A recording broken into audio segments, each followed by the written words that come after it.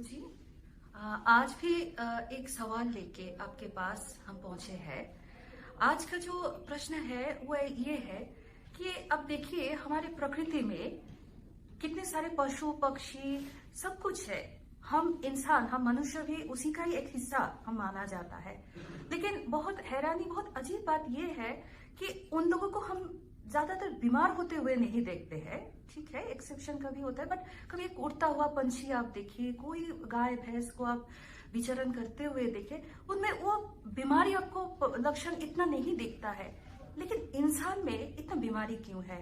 और ये भी एक हैरानी की बात है, आज एक तरफ जितना मेडिकल फैसिलिटीज, जो भी चीजों का इतना जो एडवांसमेंट, इतना प्रगति आ रहा है, उसके साथ साथ बीमारी भी उसी तरह से, उसका भी कॉम्प्लिकेशन बोलिए, जो भी बोले, वो जैसे और भी उसी के साथ साथ उतना ही बढ़ने जा रहा है। इसका वजह क्या है? आप इसको किस दृष्टिकोण से विचार करते हैं? देखिए, आपके प्रश्न बहुत महत्वपूर्ण है।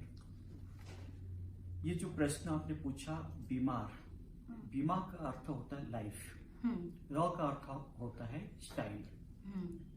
तो बीमार से आप कैसे अपने लाइफ स्टाइल को चेंज करेंगे, तो फिर आपके बीमार शरीर में नहीं रहेगा। देखिए, आपने जैसे पशु पक्षी का बात कहे, मनुष्य का भी वही होता है, जैसे पशु पक्षी का भी अपने विचार आता है, बट उनको बीमार नहीं होता है, हम लोग को बीमार होता है। This is only because of our lifestyle changes. कोई भी बीमार हो जाता है, चलो हार्ट का है, डायबिटिक्स है, तो हम लोग बोलते हैं लाइफ स्टाइल डिसीजेस। तो इसलिए क्यों बोलते हैं लाइफ स्टाइल डिसीजेस? मीन्स आपको क्या डाइट खाना है, कैसे आपको रहन पालन करना है आपका शरीर को। देखिए, आप पौराणिक काल से अगर आप देखेंगे, हम लोग के जो वृद्ध आदमी लोग अभी भी है और थे, कितना उम्र तक वो लोग जी रहे थे। सही है। और वो थोड़ी हॉस्पिटल जा रहे थे, कभी उनको हॉस्पिटल का कोई जरूरत नहीं था, कि उनका लाइफ स्टाइल में ऐसी जुगाड़ था, जैसे उनको कैसे खान पान करना है, कैसे रहना है, क्या विचार लाना है। जैसे अभी हम लोग का विचार चेंजेस हो रहा है, इसीलिए हम लोग अभी टीवी देख रहे हैं, हम लोग डिफरेंट स्टोरीज को एनालाइज कर रहे हैं टीवी से, हम लोग सिनेमा देख रहे हैं, हम लोग ऐसे शॉपिंग मॉल्स पे जा रहे हैं। ये सारे जितना भी डिजायर्स आपके अंदर में आ जाता है, वो आपके लाइफ स्टाइल को परिवर्तन करता है। अच्छा। आपको एक कहावत हम करता हूँ, work by its very nature is about violence to the spirit as well as to the body. It is about ulcers as well as accidents. It is about kicking the dog around और fist fighting. These are the daily humiliations of a human being। तो ये सारे humiliation अपने विचार से आता है। जब विचार हमारा शुद्ध नहीं होता है तो बीमारी पकड़ता है हमको। जैसे आपको बुखार होता है, आप दवाई खाते हैं, हॉस्पिटल जाते हैं, ठीक है ना। जब आप दवाई खाते हैं, आप सोचते हैं कि बुखार चला गया, पर 6 घंटे के बाद में फिर बुखार आता है।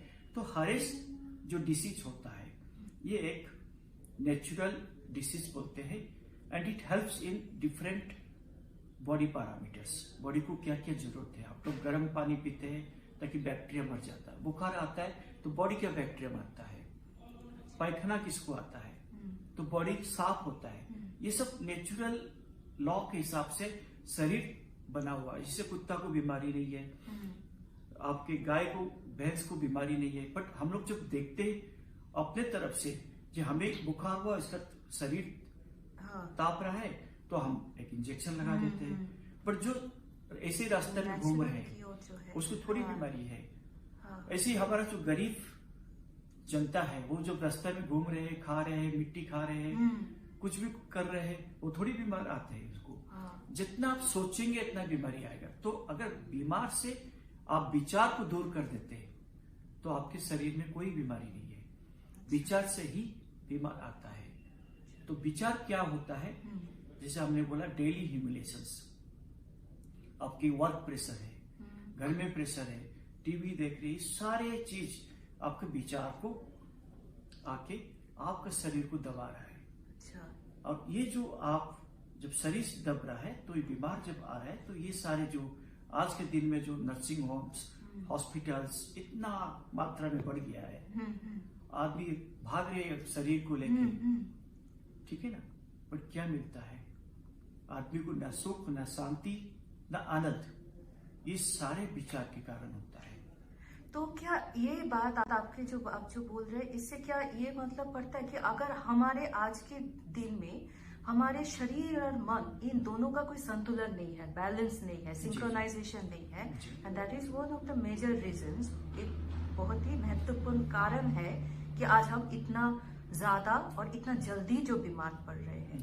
तो इसके लिए अपने मन को कौन सी तरीके से इसको मतलब ले जाना चाहिए हम लोगों को, so that we can cope with, हम ये जो शरीर का जो बीमारी है उसके साथ हम उसको बेटर कोप कर पाएंगे। देखिए, पुराने जमाने में था ध्यान योग, मुनि ऋषि लोग ध्यान योग में रहते थे। ध्यान योग क्या होता है? Body and mind coordination.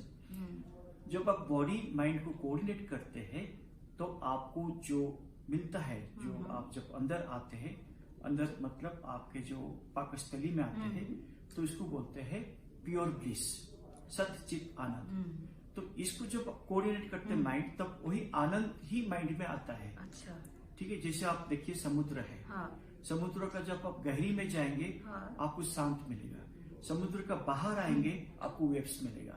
तो विचार वही होता है, वेव्स। जब आप गहरी जाएंगे, गहरी सोचते रहेंगे, तो ये विचार समाप्त हो जाएगा। फिर आपके जो संतुलन, जो बॉडी माइंड जो संतुलन, वो आपका होते रहेगा। फिर शरीर में कोई आपको बीमारी नहीं रहेगा। आनंद ही आनंद है। एंड एवरी डे आप ये विचार को आप ध्यान योग से अपने माइंड बॉडी से कोऑर्डिनेट करिए। फिर देखिए आपके शरीर आरोग्य रहेगा, कोई बीमारी आपके अंदर नहीं आएगा। बहुत बहुत धन्यवाद गुरुजी, इतना सुंदर रूप से, इतना सुंदर तरीके से आपने ये जो बात हम लोगों को समझाया। नमस्ते। कॉर्मेल टीवी चैनल को लाइक, सब्सक्राइब और मतामत देवाकू जमारू भूलिबेनी।